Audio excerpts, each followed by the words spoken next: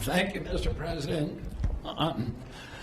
This is an extraordinary day. This is an issue that, I grew up in the Democratic Party, and every major Democratic leader for 20 years has been making this promise to the American people. This was the fulcrum of Bernie Sanders' runs for presidency, that he was going to eliminate this discrepancy between Europe and the United States. But as it turns out, none of them were doing it. It's one of these promises that politicians make to their constituents, knowing that they'll never have to do it. And the reason they'll never have to do it is because they know that Congress is controlled in so many ways by the pharmaceutical industry. There's at least one pharmaceutical lobbyist for every congressman, every senator on Capitol Hill, and every member of the Supreme Court.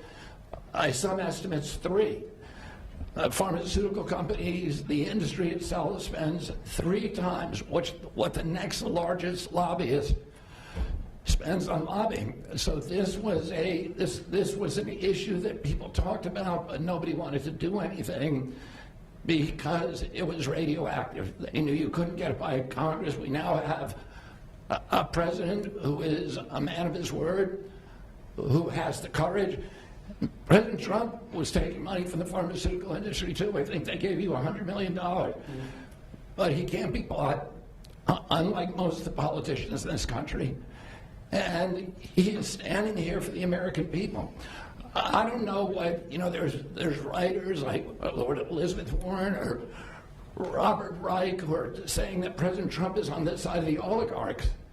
There has never been a president more willing to stand up to the oligarchs than President Donald Trump. And I'm very, very proud of you, Mr. President, for your courage, I'll say, because I don't want to be crude, your intestinal fortitude, your stiff spine, and your willingness to stand up for the American people. We have 4.2% of the world's population. Our country represents 75% of the revenues for pharmaceutical companies. We spend in our country $1,126 per capita on drugs. In Britain, they spend about $240. They spend 1/5 of what we do. And this is true across Europe. And the drug companies, Europeans, if you ask them, it made no sense what they were saying.